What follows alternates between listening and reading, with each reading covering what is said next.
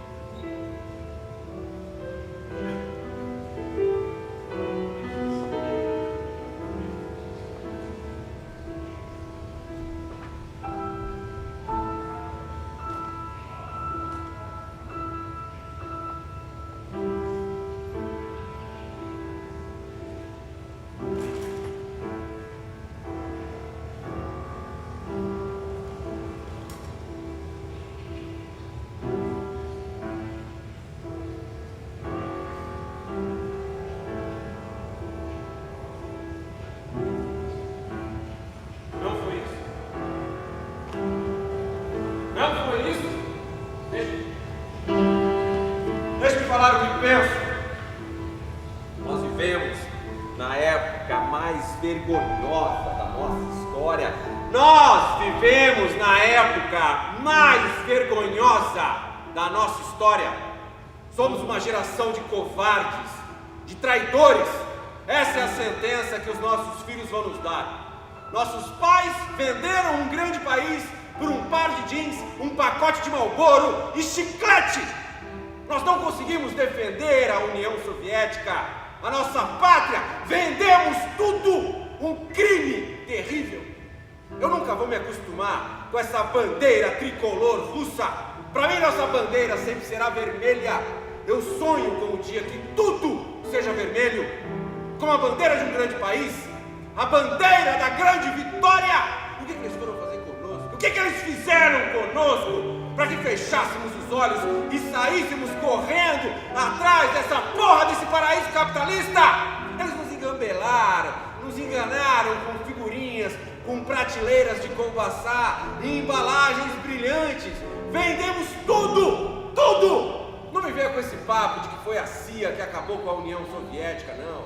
Também não foram os bolcheviques que fizeram merda com o país. Também não foram os cretinos dos intelectuais que queriam ir para o exterior. Não! Fomos nós mesmos, com as nossas próprias mãos. Sonhávamos com um dia que pudéssemos ter McDonald's na Praça Vermelha, um Mercedes-Benz na garagem, a bosta de um videocassete Panasonic, comprar filme pornográfico na banca de jornal. Não foi isso? Não foi isso!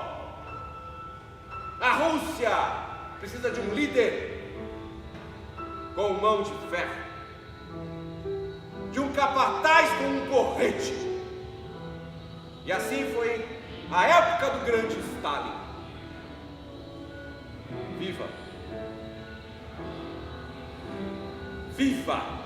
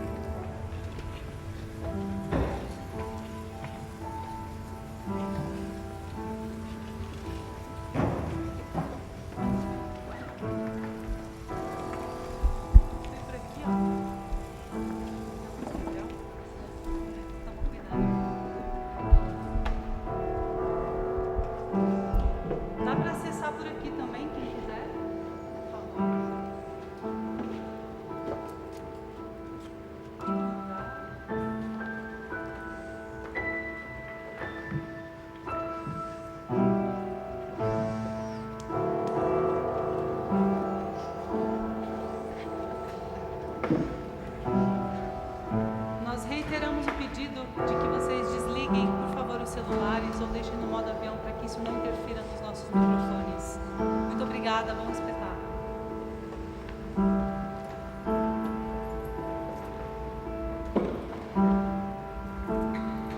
Um assassino.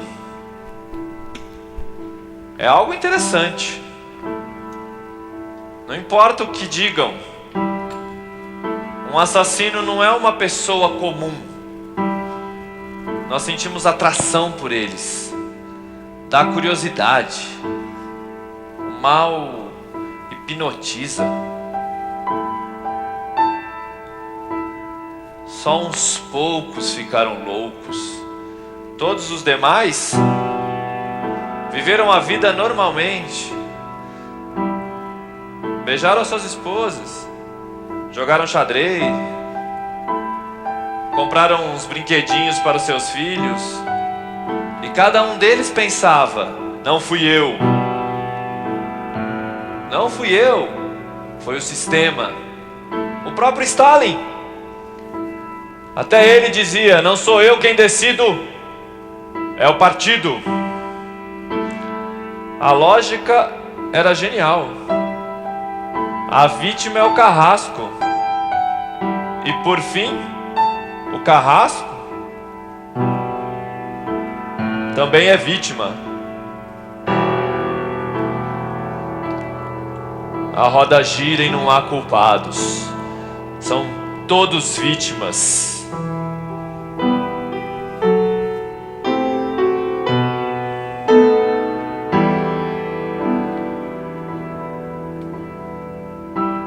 A roda gira, não há culpados, não. São todos vítimas.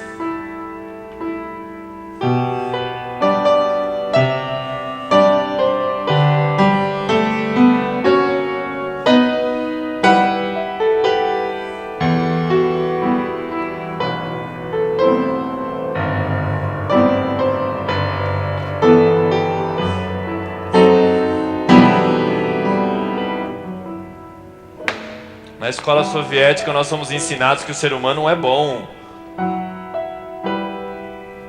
Por natureza. Ele é maravilhoso. Até hoje a minha mãe acredita que são as condições terríveis que o tornam terrível. Mas isso não é verdade, não. O ser humano passa a vida inteira oscilando entre o bem e o mal. Ou você enfia um lápis bem afiado no mamilo de alguém, ou alguém enfia em você. Escolha. Escolha. Escolha. Eu ouço alguém gritando: voltou a ter ricos e pobres nesse país. Enquanto uns comem caviar, compram aviões, ilhas, outros não conseguem comprar nem um pãozinho. Mas isso não vai durar muito tempo aqui. Ainda hão de dizer que Stalin foi grande. O machado fica. O machado sobrevive ao dono. O ser humano demora muito tempo para chegar no seu fim. Quanto tempo? Quanto tempo ele dura? Depois que você enfia a perna de uma cadeira no cu de alguém, ou uma estaca no saco de uma pessoa, não tem mais ser humano. Não tem ser humano. Tem só merda!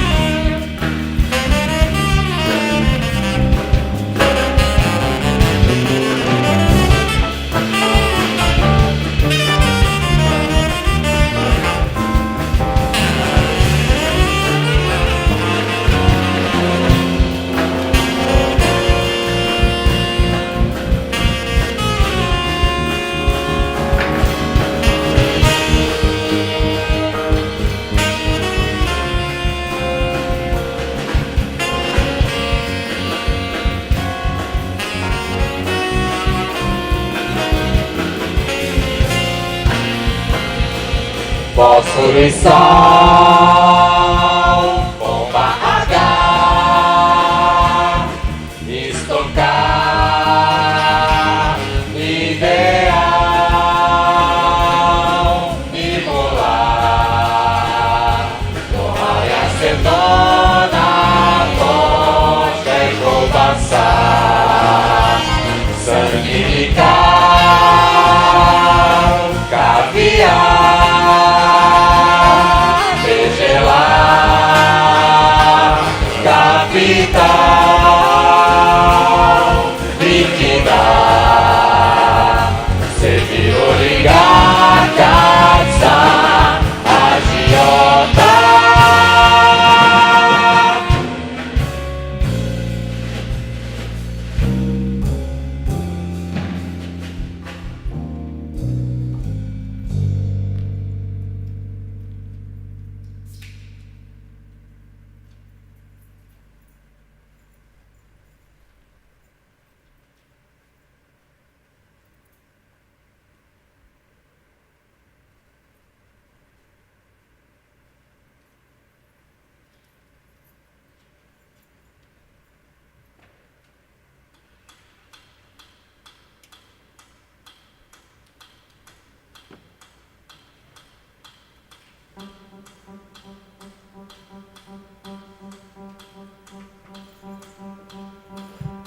Não é todo dia que um marechal do império comete suicídio.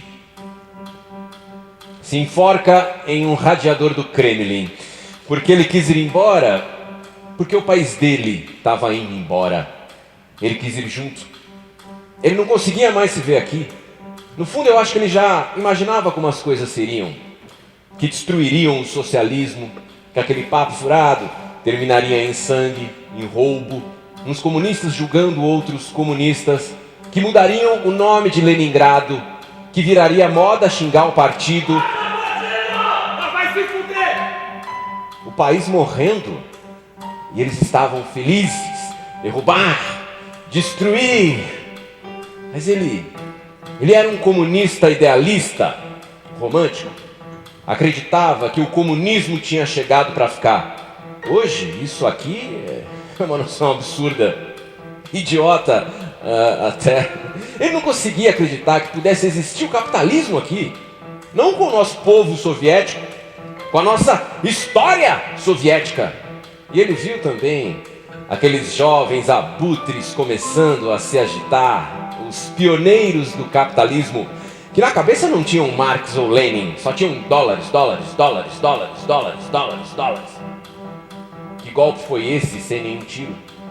Ele não conseguia se conformar com o fato de que logo tudo seria pisoteado, o regime soviético, a grande industrialização, a grande vitória, e ele achou que viriam atrás dele também, hein? Dizem que foi assassinato. Não acredito. Parece que tem uns boatos, uns fatos até. Dizem que o barbante não dava, de que a chave estava pro lado de fora do gabinete, mas as pessoas falam demais. Adoram um mistério palaciano. Não se deve acreditar em relatos. As pessoas estão erradas em acreditar tanto assim no ser humano, na verdade humana. A história é a vida das ideias, não são as pessoas que escrevem, é o tempo que escreve. E a verdade humana é apenas um prego em que cada um pendura o seu próprio chapéu. Vivemos hoje nesse tempo infame, vazio, cobertos de trapos e videocassetes. Onde foi parar o nosso grande país? Se acontece alguma coisa hoje, nós não venceríamos ninguém, nada. Nem o Gagarin teria voado, nada, esquece. Olha, eu posso imaginar o que o nosso marechal sofreu. Um comunista de verdade, um veterano de guerra, um marechal soviético. Enterrem Lenin e sem honras. Lacaio dos americanos. Troco de que venderam nosso país? Vocês são os idiotas. Nossa, meus amigos, vocês são os idiotas. Tem medo de dizer logo ao povo que estão construindo o capitalismo? Todos aqui estão com coragem de pegar em armas, viu? Até minha mãe, dona de casa. Dá pra fazer bastante coisa com uma baioneta, viu? É verdade, só que sentar em cima é desagradável. Eu passava com os tanques por cima desses malditos burgueses. burguês de merda. Olha, quem inventou o comunismo foi Marx, um judeu. Só uma pessoa poderá nos salvar, hein? O camarada Stalin. Esse daí, ó, se voltasse 2 dias que fosse, mandava fuzilar todos eles aqui, ó, todos. Essas putinhas do Stalin. O sangue nem esfriou na mão de vocês ainda. Uma grande Rússia não se faz sem ter o Stalin. Olha o que eu te falei. Estão cagando no cérebro do povo. É como o camarada falou, a verdade humana é um prego em que cada um pendura o seu próprio chapéu. Olha, nos últimos anos soviéticos, eu só me lembro de uma vergonha que não passava. Stalin não mexeu com os homens simples, só os grandes é que perderam a cabeça. Essas bigodudas vermelhas da KGB. Você também, ô boiolão? Vai ser daqui a pouco que não houve campo nenhum. Só dos pioneiros. Eu falo com Mas sabe por que a gente bebe? Vocês sabem por que a gente bebe? Por quê? Porque a gente não gosta da vida, não.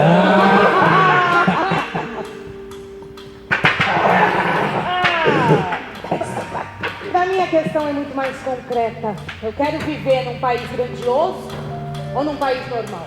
Mas é que o ideal grandioso exige sangue. Hoje em dia, ninguém mais quer morrer por alguma coisa, imagina. Isso, o russo precisa acreditar em alguma coisa, algo luminoso, É isso, o socialismo fazia as pessoas viverem na história, acreditar em algo grandioso, é isso. Porra, nós somos tão espirituais, né? Tão especiais. Não, e vocês ficam depois falando que eu tenho que me arrepender. Porque todo mundo aqui se sente vítima, não é mesmo? Ninguém se sente cúmplice. Nós não tivemos democracia. Lá somos nós democratas, camarada. Democracia é uma palavra engraçada na Rússia. Putin é um democrata. Essa é a piada. Eu não votei nesses canalhas. Eu votei em outros canalhas. A Rússia só pode ser ou grande ou nada. Pra que eu quero viver num país grande? Vamos morar na Dinamarca. Sempre fomos assim, sempre fomos assim. Ou queremos uma constituição ou um caviar mais forte. Não. O que nós queremos é um exército forte. Vocês queriam o capitalismo, isso sim. Depois vocês ficam aí reclamando que foram enganados. É verdade. Pois é, agora sim o capitalismo chegou. Isso aí. Olha, eu invejo as pessoas que tinham um ideal. Pois olha, eu continuo acreditando numa Rússia grande, camarada. Eu não lembro dela, mas eu sei que ela existiu. Ela era enorme, enorme. Inclusive as filas para pegar papel higiênico. Ao contrário do que disse Marx, depois do socialismo, nós estamos construindo o capitalismo. Ninguém sabe a verdade sobre o golpe. Ninguém. E todo mundo mente. Todo mundo mente. O aparato burocrático é uma máquina de manobra. A burocracia não tem princípios. Lenin já dizia, a burocracia é pior que um contra-revolucionário. A coisa mais importante é ficar sentadinho no lugar, esperando para receber, como sempre, um suborno aqui e acolá. A burocracia é o nosso forte. A única coisa que importa é a fidelidade pessoal. Não esqueça quem é o seu patrão. Não esqueça qual é a mão que o alimenta. Que Deus não me permita viver em época de mudanças. Amém. Meu pai viveu 90 anos e ele dizia que na vida dele não tinha acontecido nada de bom, só a guerra. Na minha escola tinha uma menina que ela ia com o mesmo vestido toda vez. Ninguém tinha dó dela, não. Parece que virou uma vergonha ser pobre. E virou rápido, né? rápido. Ninguém vai conseguir me convencer que nós nascemos só para comer e dormir bem. E que o herói de agora é aquele que compra uma coisa no lugar e vende essa mesma coisa em outro lugar por 3 copetes a mais, não, né? Nós estamos vivendo sobre os escombros do socialismo, camarada. Dois ali falando de sofrimento. Vocês esquecem que a tragédia desse país é que a vítima e o carrasco são as mesmíssimas pessoas aí. O comunismo é igual a lei seca. A ideia é muito boa, mas não funciona.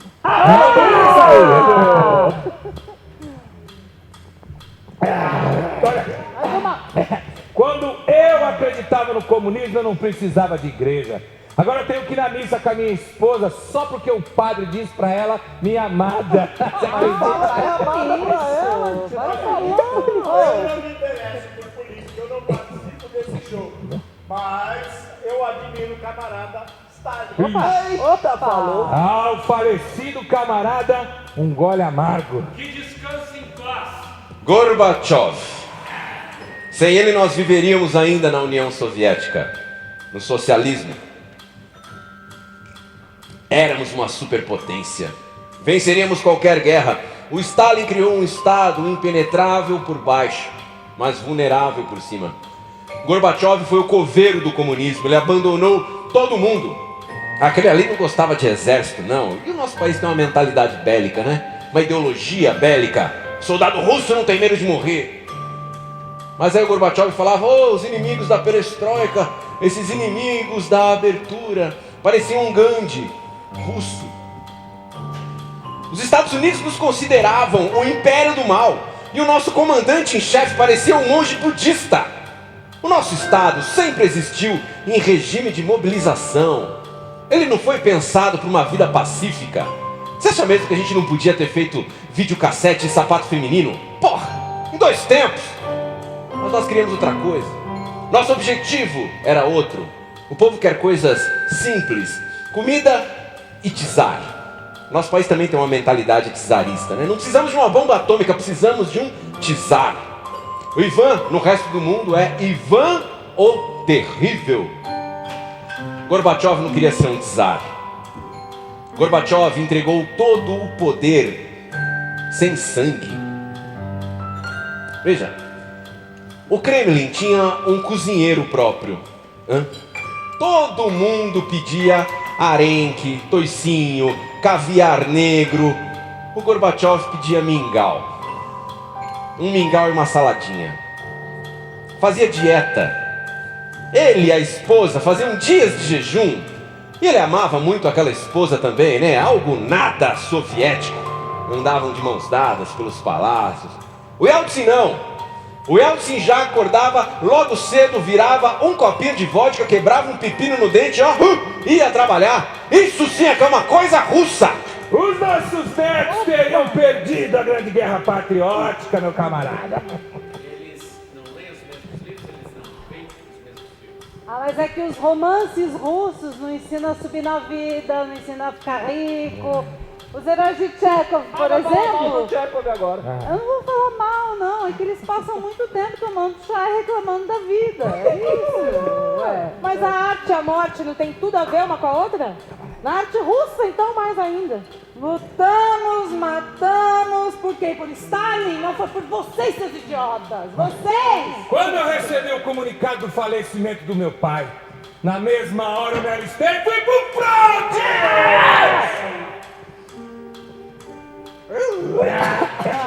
Esses moleques estão pilhando a pátria soviética, estão vendendo tudo. Se a gente soubesse que ia ser assim, tinha pensado melhor. Nós éramos um grande país, camarada! Mãe Rússia! A mãe Rússia é grande e farta pra quererem botar ordem nela. Em 5 anos, pode mudar tudo na Rússia. Em 200 anos, não muda nada. Ah, não muda. As paisagens são intermináveis, mas a mentalidade é de servo. Os bandidos agora viraram os patrões? E os inteligentes são considerados idiotas? É a nossa pátria, então! O copo inteiro dessa vez, eu tô de olho, viu?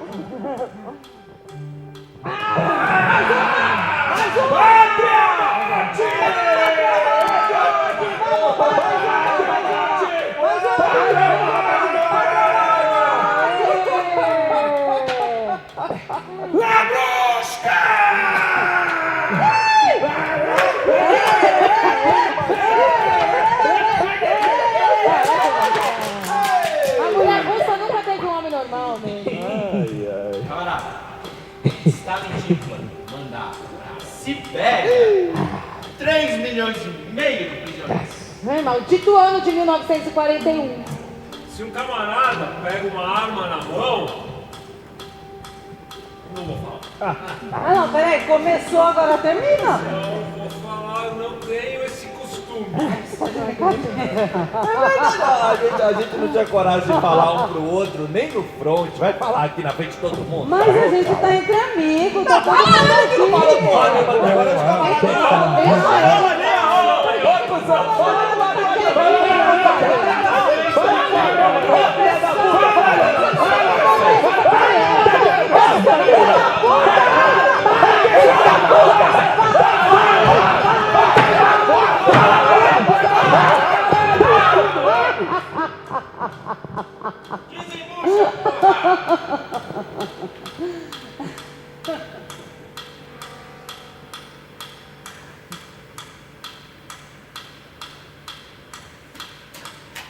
A minha mãe trabalhava numa padaria e lá tinha controle. Uma vez, pegaram migalhas de pão nas luvas dela. Ela foi condenada a 10 anos de prisão. Que porra de heróis somos nós? Nós nunca fomos tratados como heróis. Antes, nossa vida era uma bela merda, mas depois ficou pior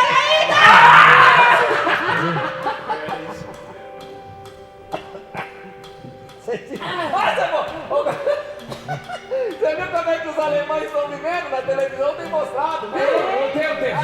Estão vivendo muito bem, Thiago! Os vencidos estão vivendo 100 vezes melhor do que nós! E somos os vencedores, porra, camarada! Uns ficam com o quê? Com a rosquinha. Outros ficam com o buraco da rosquinha. Vocês sabem como é que os soldados russos conquistaram Berlim? Eles eram corajosos, hã? Mas não o suficiente para recuar. Vai se fuder, meu! Vai se fuder, meu! Vai se fuder! Você vai ficar falando mal do nosso grande exército soviético aqui, não! Uma piada. Eu vou mostrar pra você, aqui, ó. Eu fui e sempre serei comunista! Se não fosse o Stalin, se não fosse o partido do Stalin, nós não tínhamos vencido merda nenhuma! A merda com a democracia de vocês! Democracia merda nenhuma! Eu vou mostrar a democracia! Você quer ver a democracia? Eu vou mostrar a democracia! Aqui, ó! Pega a minha! Aqui, ó! Pega a minha! Você vai ficar falando mal do nosso É claro que o Gorbachev assustava os velhinhos. Ele queria um mundo sem bomba atômica. O que seria de um país sem uma bomba atômica? Mas no fundo ele só queria ser amado. Gorbachev queria tanto que os hippies franceses andassem com camisetas com o rosto dele estampado. Os interesses do país foram entregues de maneira medíocre e vergonhosa. Agora o mundo é unipolar. Ele pertence aos Estados Unidos da América. Eu viveria até mesmo em um chiqueiro se nele houvesse pelo menos o poder soviético. Ou algo mais ou menos assim. Eu confesso que eu também não li Lenin. Só um soviético entende um soviético. Camarada, um comunista é aquele que leu Marx. Um anticomunista é aquele que leu Marx. E entendeu.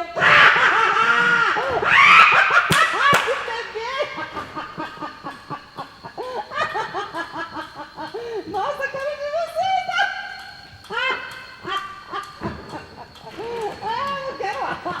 Eu quero só uma brincadeira. Mas eu ganhei.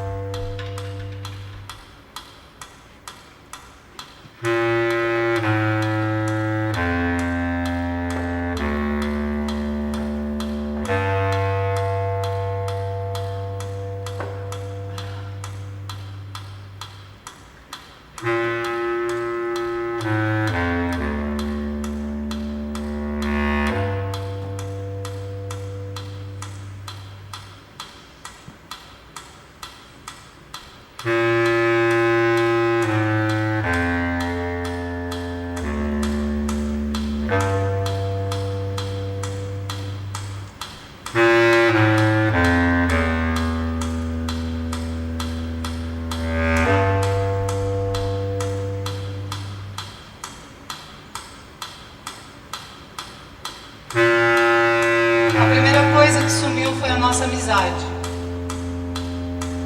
De repente, todo mundo tem tanta coisa pra fazer.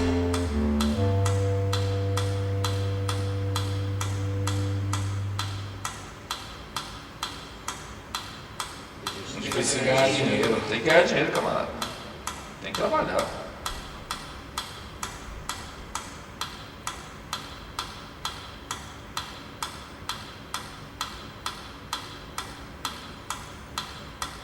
Estou lendo Trotsky, Minha Vida. Lá está bem retratada a cozinha da Revolução. Mas ele também, ele era um sujeito ambíguo, para dizer o mínimo. Como todos, estava disposto a jogar as pessoas na fornalha. Educação na base do fuzilamento. Stalin não foi o primeiro a pensar nisso. Eram todas pessoas de guerra. O Lenin tinha uma observação muito interessante. As revoluções acontecem quando elas mesmas querem, não quando alguém quer. Mas aí vem essa perestroika e deixamos tudo escapar pelas nossas mãos. Por quê? No alto escalão do governo tinha gente inteligente, sim, mas a impressão geral era: vamos dar uma arrumada e seguir em frente. Nós não sabíamos até que ponto o povo estava cansado das coisas soviéticas. Nem nós acreditávamos tanto assim no futuro brilhante do socialismo, mas nós acreditávamos que o povo acreditava. A China não ruiu, Coreia do Norte também não, até a pequena Cuba ficou em pé. E nós desmoronamos. Eles nos atingiram naquilo em que éramos mais fortes, o nosso espírito. Se pelo menos tivesse acontecido uma guerra, nós teríamos vencido. Se pelo menos tivesse acontecido uma guerra, nós teríamos vencido.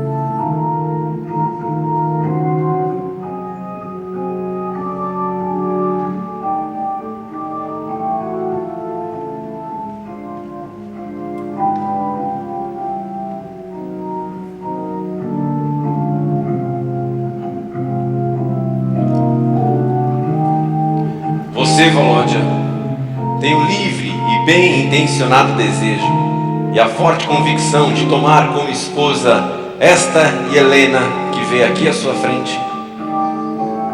Sim, padre. Não está prometido para nenhuma outra noiva, Volodya? Não, não estou, padre.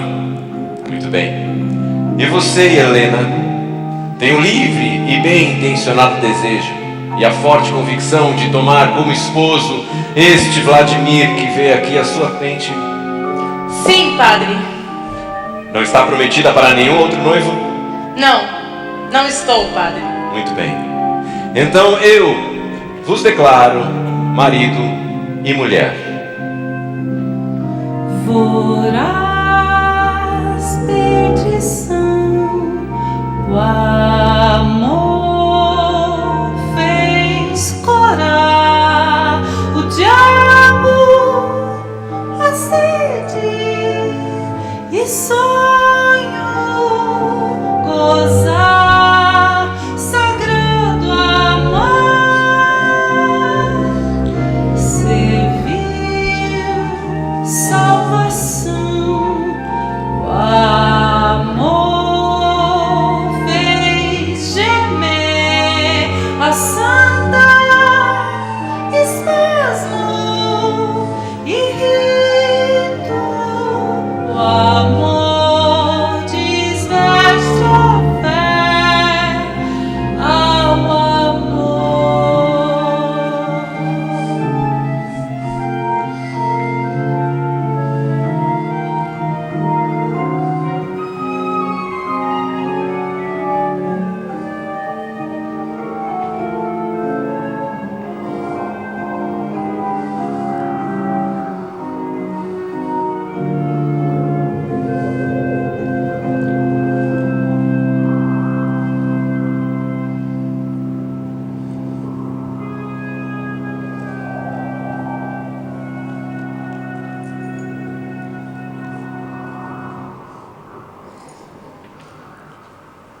Eu estava na solitária aguardando o meu fuzilamento.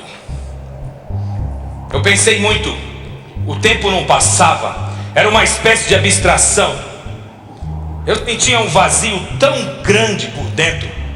E um dia uma voz saiu de dentro de mim. Se você existe, Deus, me ajuda, não me abandona. Leia minha ficha. Eu matei uma pessoa. Eu tinha 18 anos. Eu tinha um sonho.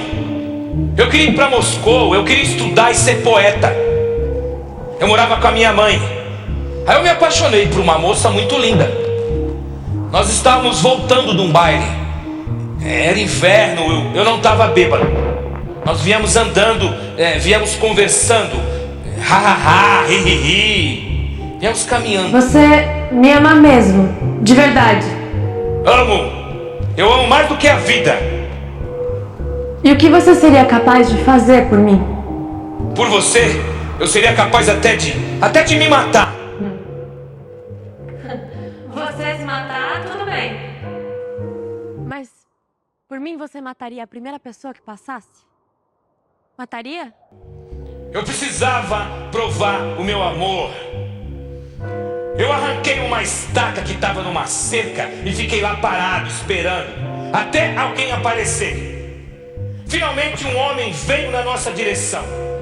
Eu peguei aquela estaca e pá! Golpeei a cabeça dele. Eu golpeei uma vez, golpeei duas vezes. Ele caiu e eu continuei batendo nele no chão com aquela estaca. Era um professor nosso.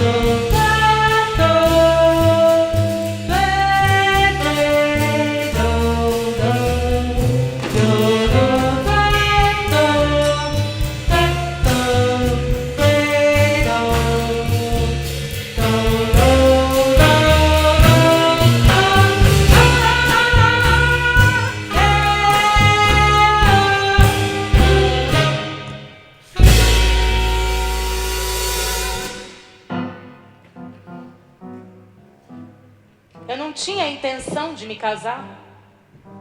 Mas é claro que eu sonhava. Uma vez eu tive um sonho. Eu estava caminhando pelo prado, na direção do rio que passa atrás da nossa cidade. Eu avistei um homem bonito. Ele se aproximou de mim e disse: "Você é a minha noiva na presença de Deus." Aí eu acordei. Eu não podia esquecer aquele rosto, eu não podia. Passou 1 ano, 2, e nada de aparecer o tal rapaz. Aí o Liocha estava dando em cima de mim já fazia tempo. Ele me pediu em casamento. Eu disse que não. Eu não o amava. Eu a amava. Mas ele insistiu. Nossa, desde a escola. Eu fui convencida. Me disseram que o amor viria depois. Depois ela se casou e mudou de cidade. Eu me casei. Ele era um homem muito bom. Mas eu... Nossa, eu amava. Eu dei um filho para ele. Mas depois que eu pari, eu não sei o que aconteceu comigo. Eu passei a ter aversão a homem. Eu já tinha um filho. Pra que um marido? Era de manhã. Aí eu vi pela janela. Eu peguei meu filho nos braços e fui embora. A Liana chegando com uma criança nos braços. Mas eu não tinha pra onde ir. Desde aquele dia eu Os fiquei meus pais alegre, já tinham morrido, eu fiquei fazia contente. tempo. Talvez até... Aí eu lembrei do Yura. Yura, nós somos tão amigos. Você pode nos receber na sua casa por uns tempos? Claro, Liana. Claro. Ele nos recebeu tão bem. E nós fomos ficando e ficando. Quando nós nos casamos... De repente eu fui parar no cartório com ele. Fiquei no 7º céu de ele tanta queria alegria. casar na igreja. Mas eu disse que não. Eu contei a verdade. Eu disse verdade. do rapaz do sonho. Com dinheiro a rapaz que eu coisa amava. não ia bem. Mas dinheiro me é casei. dinheiro. Ele me amava muito. Felicidade é felicidade. Eu dei filhos pra ele. E durante os 15 anos que nós passamos juntos, nós andávamos de mãos dadas na rua. Na época nós chegamos a ter uma televisão. Nós ganhamos de presente. Aí as crianças ficaram grudadas na tela. Não, era impossível tirá-las de lá. A Liana começou a achar que elas ficaram meio estranhas, elas ficaram meio violentas. Ela não pensou 2 vezes. Ela encheu a televisão com água, como se fosse um aquário. Aí a televisão pegou fogo. Crianças, vão ali olhar as flores no jardim. Elas estão lindas. Vai ali falar com seu pai. Olha aqui, pra mamãe. Não, as crianças elas não ficaram ofendidas, não, imagina, foi a mamãezinha que falou. С чего же мне начать? Как я стала оператором? Ну, скажу вам, что я кончала английскую школу в Сокольниках, знала язык хорошо. Моя мама рассчитывала, что я стану каким-нибудь приличным там историком, она была сама театроведом. Вообще заниматься какими-то науками, которые ей казалось, что мне будут интересны. И папа тоже. Ну и мы жили в доме кинематографистов, рядом с Дзигой Вертовым. Он, правда, очень в своей сфере очень известным человеком. Он создавал ГИК вместе с Эйзенштейном. Эйзенштейн творческую часть, а он технологическую. Он был заместителем министра культуры, этого самого кинематографии долгое время. И директором института, научно-исследовательского института, где он руководил всеми работами по созданию широкоэкранного, кругорамного и так далее.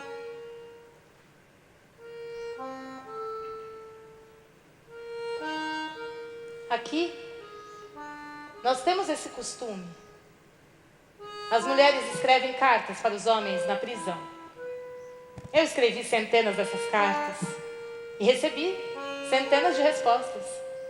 Aquele dia não foi diferente. O carteiro gritou, eu saí correndo. Carimbo postal da cadeia. Mas naquele dia o meu coração bateu tão forte. Eu já tinha recebido aquele tipo de carta antes. Eu sou uma pessoa sonhadora, mas eu sei lidar com a realidade. Eu fui logo escrevendo: eu preciso de uma carta com uma fotografia do seu rosto. Em pouco tempo, eu recebi a carta com a fotografia. Era ele, o rapaz do sonho, o meu amor. Eu tive que contar pro meu marido. Ele precisava saber. Porra, Liena. Porra, Liena. Ele chorou tanto. Nós temos 3 filhos pra cuidar. Ele insistiu. Eu também chorei.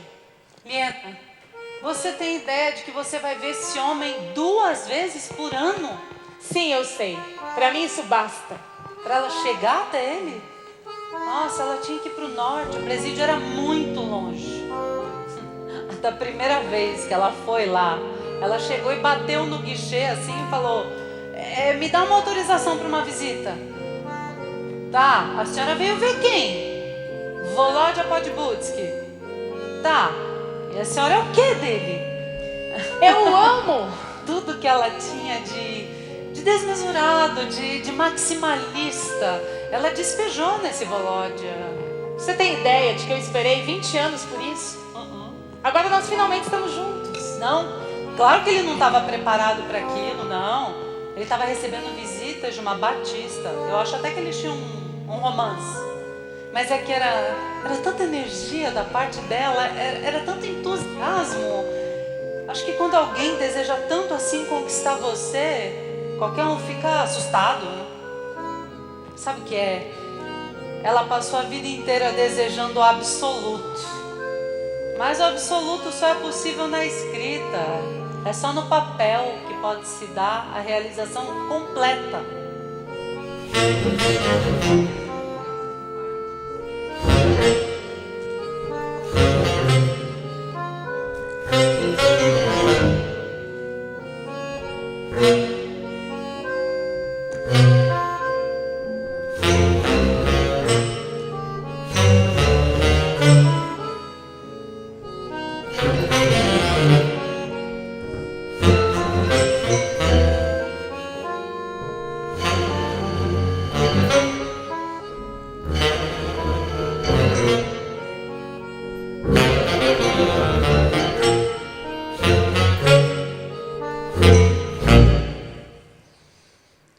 Primeiro eu fui condenado ao fuzilamento.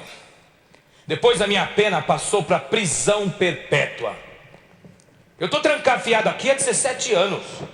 Na minha cela tem uma cama, um banco, um copo e uma colher. Eu não tinha nada para fazer e de repente eu comecei a ler a Bíblia. Eu não conseguia mais parar de ler. E aí a Liena apareceu. Eu amo você. Eu saí da escuridão profunda para cair na luz mais brilhante. É claro que não era uma situação normal. Ela tinha um marido, tinha 3 filhos. Se eu tivesse no lugar do marido dela, nem sei. Como é que eu podia imaginar que mulheres como a Liena existiam? Para mim só tinha 2 tipos de mulheres: as decentes e as vadias, e era isso. Eu quero acreditar na felicidade. Eu quero acreditar que eu posso ser amado e que a única diferença entre mim e as outras pessoas é só que elas se consideram boas. É só isso. Nós queríamos uma criancinha e ela engravidou, mas ela perdeu. Foi o Senhor. Foi o Senhor lembrando dos meus pecados. Одно за другим, я преподаю. И всю жизнь, так вот, как я начала снимать, вот я так продолжаю снимать. Я быстро очень говорю, да, ребята? Нет, ничего. Ну вот, значит, и, ну что вам сказать, это была замечательная, прекрасная жизнь для меня. Мне это был полный кайф, с утра до ночи был полный кайф, потому что я делала то, что я люблю. Я всегда делала только то, что я люблю. Не могу сказать, что иногда я делала все, что я люблю. Потому что иногда просто это не пропускалось. Вы, журналисты, прекрасно понимаете, что какие-то темы больше интересуют, какие-то меньше. Я никогда не делала того, чего я не хочу делать. Тем не менее, были случаи, когда я не хотела делать, но начав делать картину, я как как бы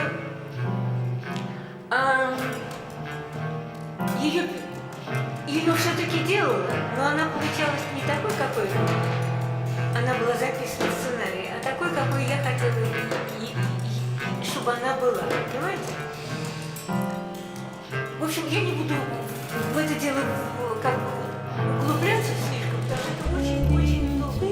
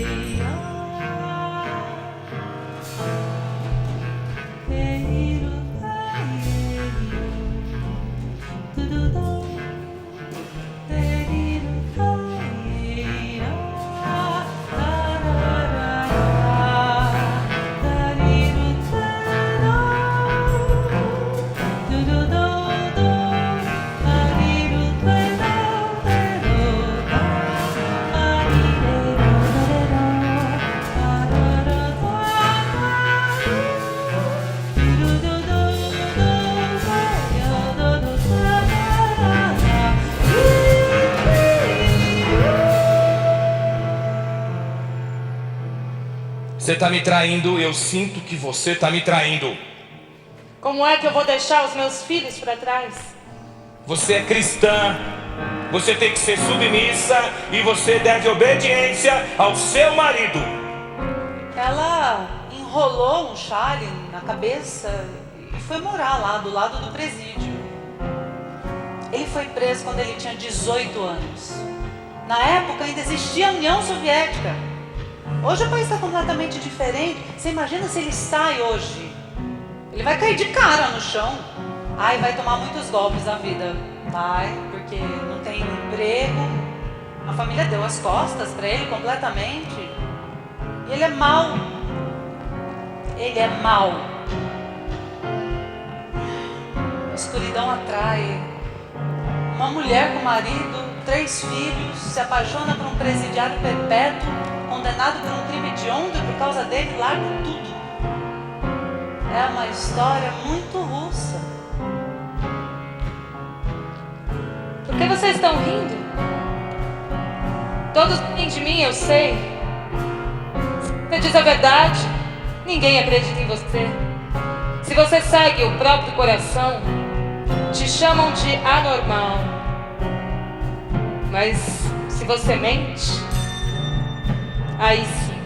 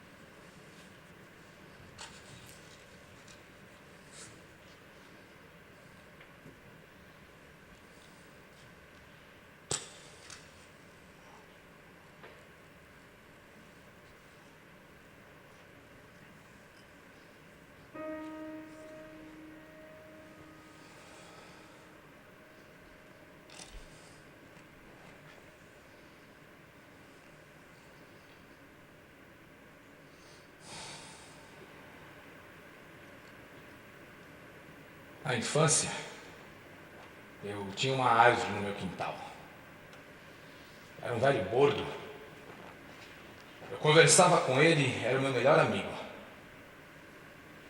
Meu avô morreu. Eu chorei muito, eu chorei o dia inteiro. Eu tinha 5 anos. E ali eu entendi que eu ia morrer. Que todos iam morrer. Eu fui tomado pelo horror. Todos vão morrer e eu vou ficar sozinho. Uma solidão atroz. A minha mãe ficou com dó de mim. O meu pai veio e me disse: enxuga essas lágrimas, homem não chora. Eu nem sabia quem eu era. Eu não queria ser menino, não gostava de brincar de guerra. A minha mãe sempre sonhou em ter uma menina. O meu pai, como sempre, queria que ela abortasse. A primeira vez que eu senti vontade de me enforcar foi aos 7 anos. Foi por causa de uma bacia chinesa. Meu pai. O que era meu pai? Meu pai era comandante político das forças da aeronáutica. E fumava e lia jornal. Nós vivíamos mudando de um vilarejo militar para outro. Eram todos iguais. Todos tinham cheiro de graxa e água de colônia barata. Era chifre. E esse também era o cheiro do meu pai. O sonho do meu pai. O sonho do meu pai era jogar a gente debaixo de um tanque. Ele queria que nós virássemos adultos e se voluntariávamos para a guerra. Meu pai não conseguia imaginar um mundo sem guerra. Heróis são necessários. Alguém só pode se tornar um herói na guerra. Se nós perdêssemos uma perna lá, meu pai ficaria feliz. Nós não teríamos vivido em vão e a vida teria sido um sucesso. O meu pai pertencia ao ideal. Ele não conseguia imaginar um mundo sem guerra. Eu passei a infância ouvindo que nós temos que amar a pátria irrestritamente e incondicionalmente. E na infância? Na infância dá muito medo pensar na morte. O homem tem que cumprir o seu papel. O homem tem que cumprir o seu dever perante a pátria. Eu não queria fazer parte dessa dança da guerra. Eu tinha o calcanhar de Aquiles clássico. Eu queria dançar balé. Meu pai.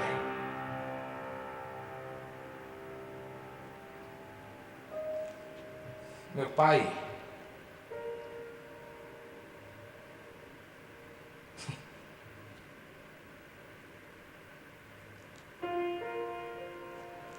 ele era um idealista. Ele cumpria qualquer ordem que o partido e o governo dava a ele. A gente se senta na mesa para jantar. Tínhamos um grande país, éramos uma grande pátria. A gente se senta para assistir TV, tem um robô japonês retirando umas minas enferrujadas. Meu pai ficou perplexo. O quê? Trazer tecnologia importada? Nós não temos pessoal para isso ou o quê? Esse é o ideal do meu pai. Um pedaço de sucata vale menos do que uma vida humana. Aos 18 anos você quer tudo. Você quer mulheres, viagens, bebidas, enigmas, mistérios. Eu criava uma vida diferente para mim. Eu imaginava. E aí pegam você de surpresa. Puta merda. Aí eu tinha vontade de sumir. Eu tinha vontade de desaparecer, de me desintegrar no ar. Eu não queria ser menino. Eu não queria ser soldado. Eu não me interessava pela guerra. Na minha imaginação era assim. Soldados enfileirados, tambores, armas muito bem preparadas para matar, o ruído do chumbo incandescente, cabeças arrebentadas, olhos arrancados, extremidades expostas, o ruído do chumbo incandescente, e o uivo e o gemido dos feridos, e o grito dos vencedores. daqueles que sabiam matar melhor. Matar um ser humano, eu não queria. Mas eu aprendi rápido. Eu sabia que para minha sobrevivência, eu ia ter que aprender a bater. E aprendi a bater nas pernas, no rosto, a quebrar a coluna. Eu acendi um fósforo assim na palma da minha mão e ficava esperando ele apagar. Eu ficava lá esperando. Pô, é claro que eu não aguentava. Eu chorava. Eu me lembro.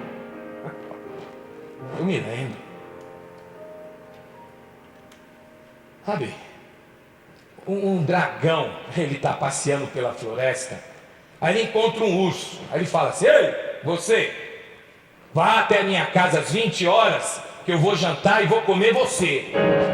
Ele continuava andando.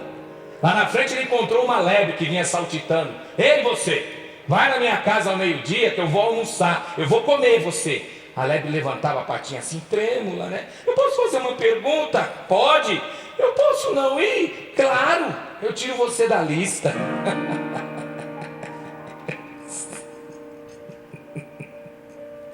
Ai, cacete.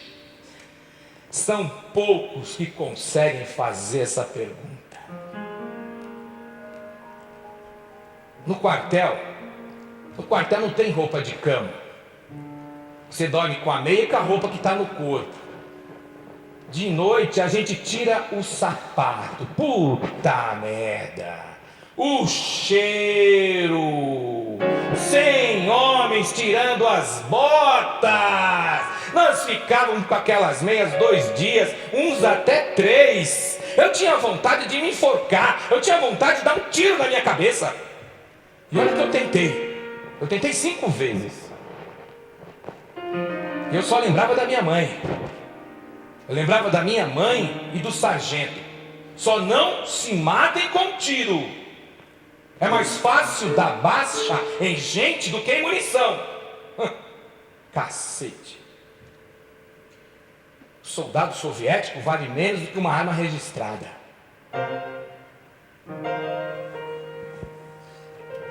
Você sabe que dá para programar as pessoas, né?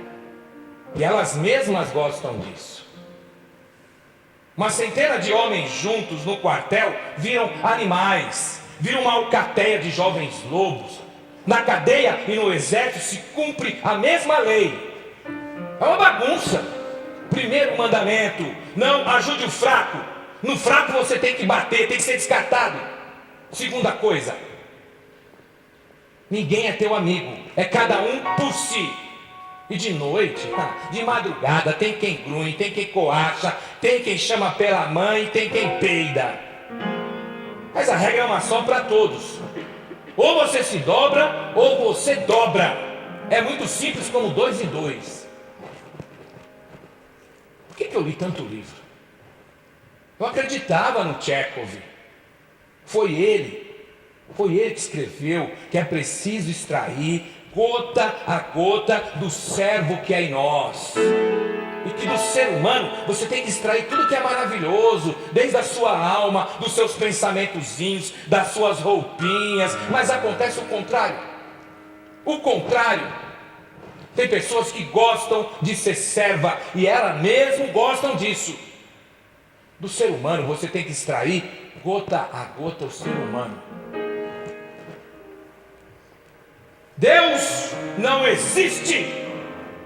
O sargento é Deus.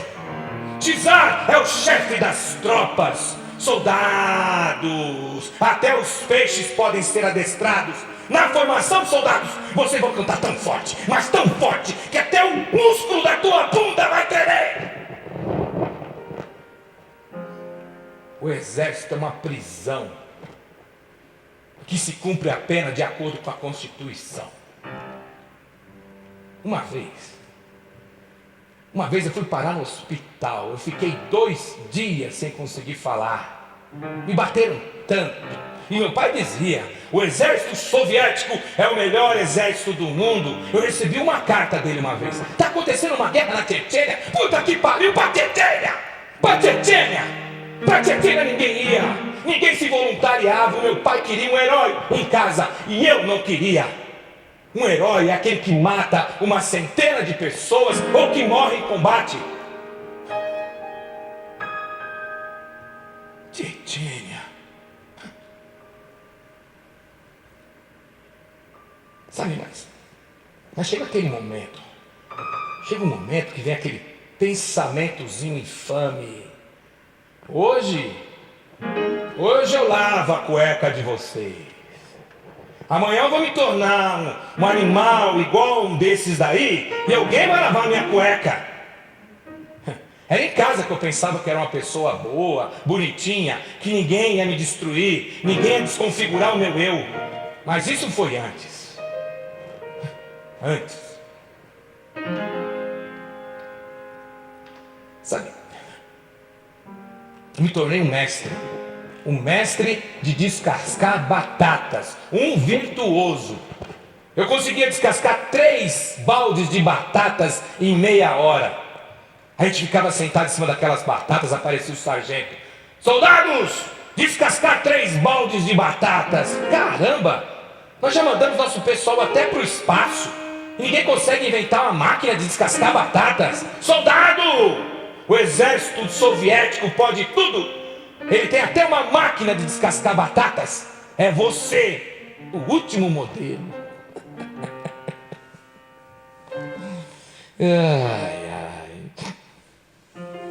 Você sabe que pelo regimento, você não podia levar nem colherzinhas de chá e nem garfo.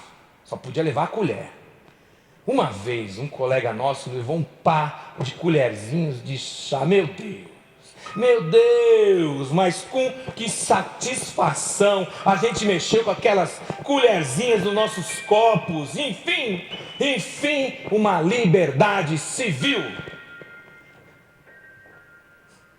E na hora da dispensa?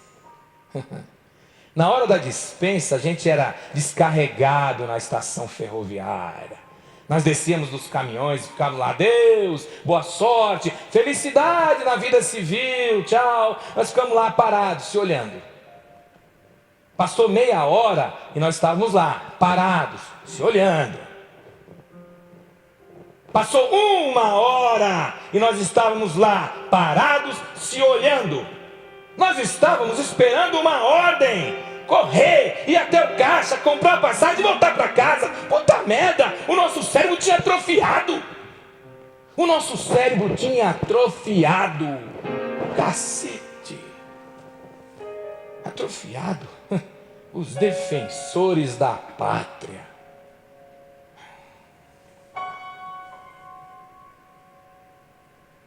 Quem vai contar para você como 10 homens estupram um?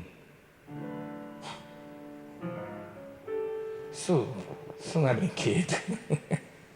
Isso aqui não é literatura. Sabe que o amor é parecido com a morte?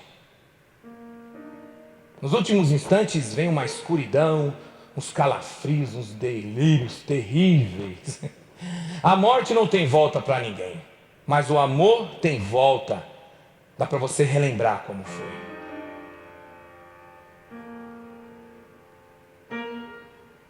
Eu encontrei o amor. Eu entendi.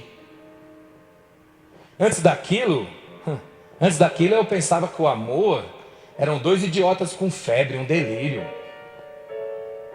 Nós sabemos pouco do amor, mas quando você puxa esse fiozinho, é como se o amor e a guerra fossem da mesma origem, são feitas do mesmo material, do mesmo tecido. Uma pessoa que pega numa metralhadora, ou que escala o Monte Erebus, o monte mais alto da Rússia, ou que luta até a vitória final na guerra, ou que tentou construir um paraíso capitalista, socialista, desculpa, é a mesma coisa, é a mesma ideia, o mesmo imã, a mesma eletricidade. Você me entendeu?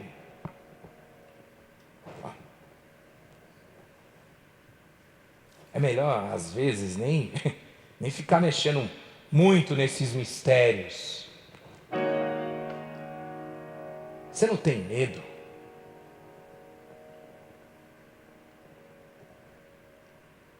Eu não sei, é como, sabe, um filme passando e de repente ele acaba. Eu sei que tem muitas coisas na minha vida que parece que não aconteceram, mas aconteceram. Por exemplo, eu me apaixonei algumas vezes. Eu achava que tinha me apaixonado. Ficaram muitas fotos, mas parece que tudo foi apagado da minha lembrança. Mas tem algumas coisas que ficam ali com você, que você tem que continuar carregando até o fim com você. O resto... Será que tem pessoas que se lembram de tudo, mas tudo que aconteceu com elas?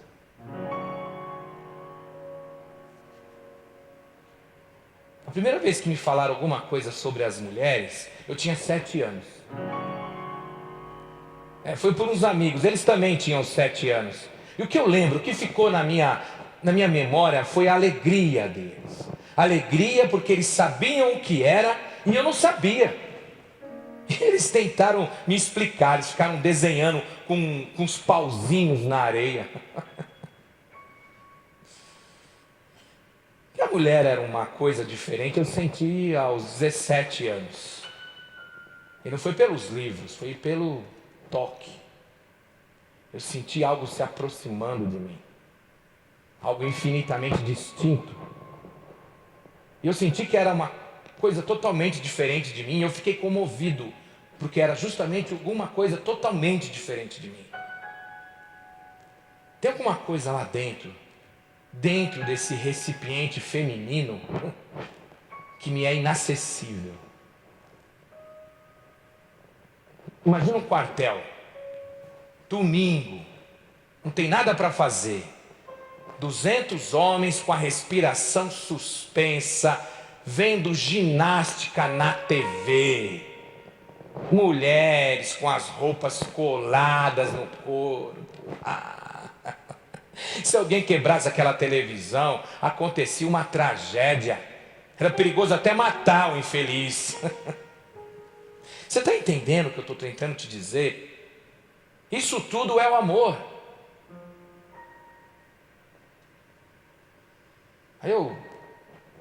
Um dia eu levantei, eu percebi que eu não precisava mais correr para lugar nenhum.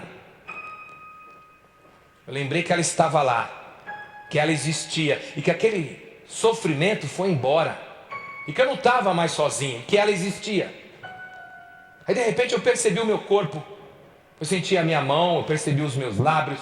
Eu abri a janela e vi as pessoas. Olhei o céu, olhei as árvores. Era como se tudo tivesse colado em mim, tivesse muito próximo de mim. Você está entendendo o que eu estou te dizendo? A pessoa não precisa ser um cosmonauta, não precisa ser um oligarca ou um herói para encontrar a felicidade. Ela pode encontrar tudo isso num apartamento de 58 metros quadrados, com banheiro conjugado e algumas coisas velhas soviéticas. E essas coisas parecem que só acontecem em sonho.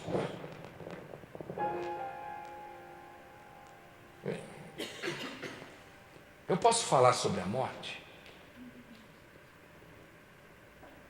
Ontem a gente foi, a cidade inteira, foi num funeral de um colega de classe. Era um tenente da polícia. Trouxeram o caixão da Chechênia. Não abriram para ninguém ver. Não mostraram nem para a mãe. O que trouxeram ali? Eu fui. O meu pai foi comigo. Os olhos dos meus pais brilhavam. Você está entendendo? A pessoa não nasceu para a felicidade. Ela nasceu para a guerra. Ela nasceu para o frio e para o granizo. Eu nunca conheci ninguém feliz, além da minha filha de 3 meses. O russo não está pronto para a felicidade. Eu nunca pensei em sair e ir embora.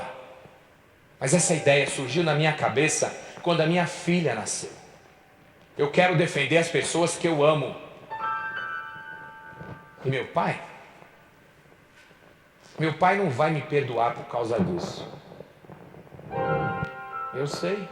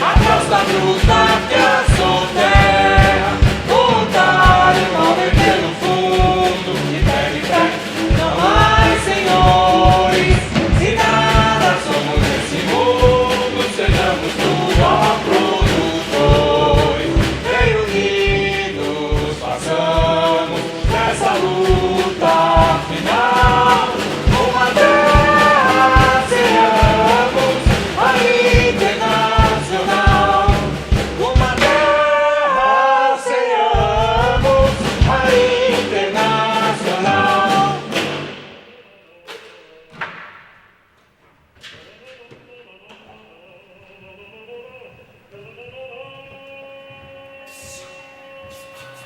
Você foi condenado a 10 anos de prisão. Sabemos a sentença para o final é de 25 anos.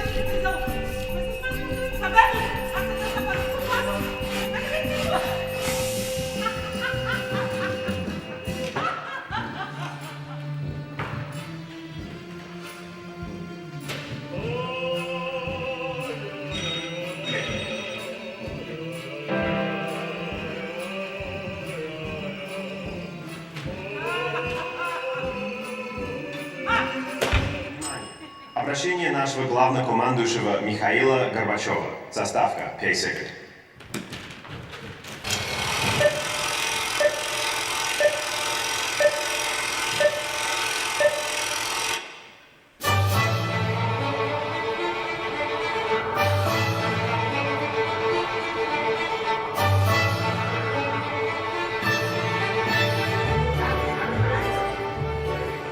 É o Gorbachev? É o Gorbachev. Por causa dele, nós estamos com confusões econômicas. Por causa dele, nós temos oportunidade. Por causa dele, nós estamos com instabilidade política. Por causa dele, nós temos liberdade. Caos completo. Esperança. Estabilidade política. Por causa dele, nós temos muitas coisas, como Pizza Hut. É. Viva Gorbachev! Viva Gorbachev! Viva Gorbachev! Nada pode unir mais as pessoas do que uma pizza quente da Pizza Hut. Bons amigos, boa pizza.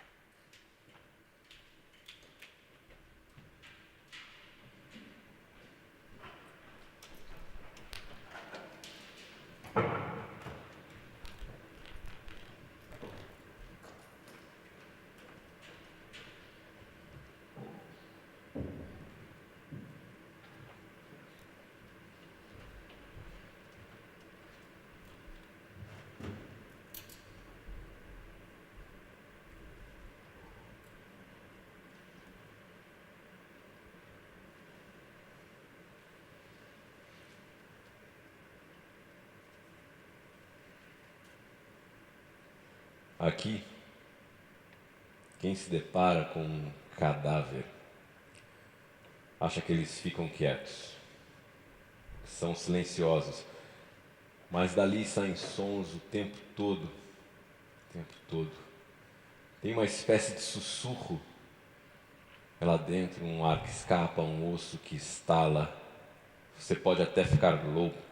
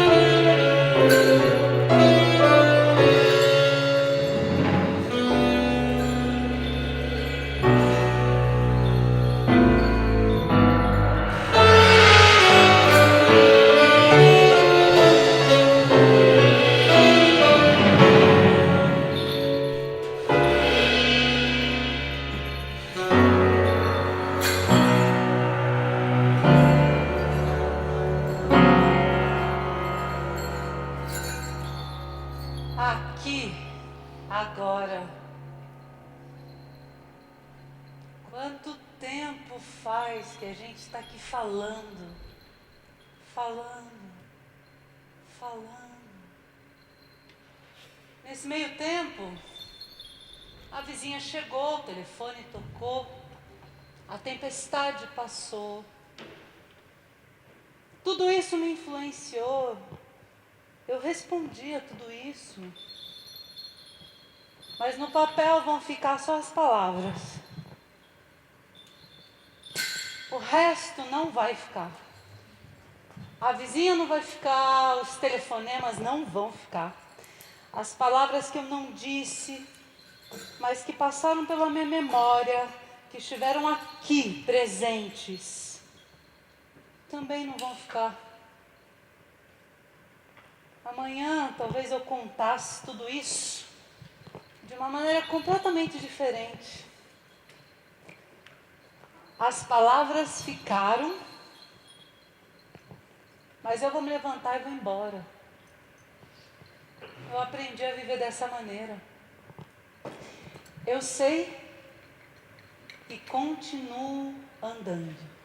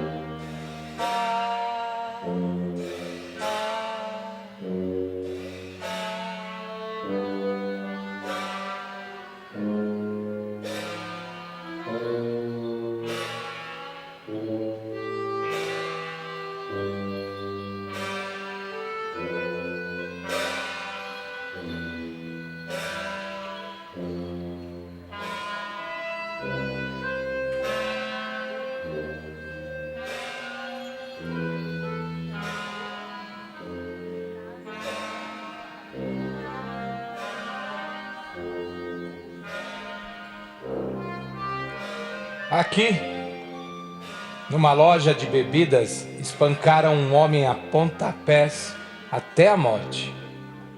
A vodka tá valendo mais do que esse tal dólar americano.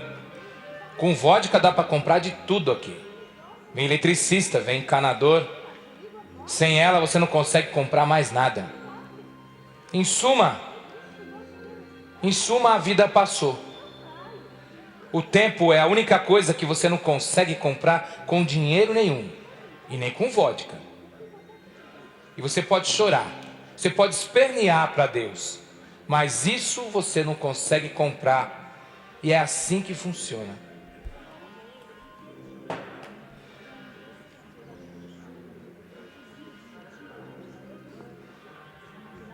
Aqui me espancaram. Um idoso de 65 anos, doente. Me jogavam de bruços no chão, me batiam com bastões de borracha nas minhas costas, nos meus calcanhares. Quando eu estava sentado numa cadeira, eles batiam nas minhas pernas, na altura dos joelhos até a virilha. E nos dias seguintes, as minhas pernas ficavam cobertas de hematomas. E eles voltavam a bater nesses hematomas vermelhos, roxos, amarelados, com os mesmos bastões. E a dor era tanta. Parecia que eles estavam jogando água fervendo em cima das minhas partes sensíveis e feridas. Eu chorava. Eu gritava de dor. Eu retiro as minhas declarações obtidas à força. Eu não sou um traidor. Eu não sou culpado de nada. Não sou um traidor da minha pátria. A minha filha é comunista. Fui eu mesmo quem eduquei assim. Eu cometi erros no campo das artes. Eu perdi o meu coletivo teatral. Eu imploro a você, chefe do governo, salve-me. Salve-me. Devolva-me a liberdade. Eu amo a palavra camarada. Eu amo a minha pátria. Eu tô pronto. Eu tô pronto para lhe dedicar todas as minhas forças das minhas últimas horas de vida.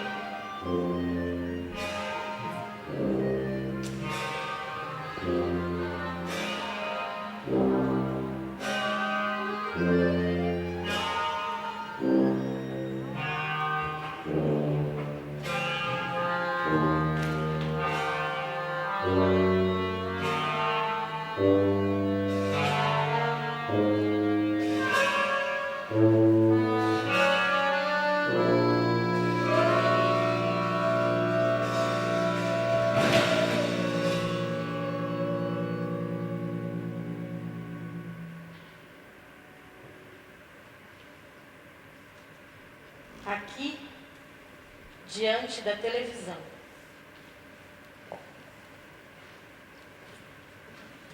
Não era uma transmissão comum, aqui estavam passando. O aparelho pulsava como se o próprio globo estivesse teimosamente tentando espremer sua enorme massa para fora da Terra. Só Deus sabe o que estava acontecendo naquela Terra. Dava para sentir a tempestade de meteoros. Estavam mostrando a Terra de uma altura de mais de 50 mil quilômetros. Dava para ver o Atlântico e a espiral de ciclones. Dava para olhar através das montanhas e enxergar a Groenlândia e os Pirineus lá embaixo. Depois, um pé d'água começou.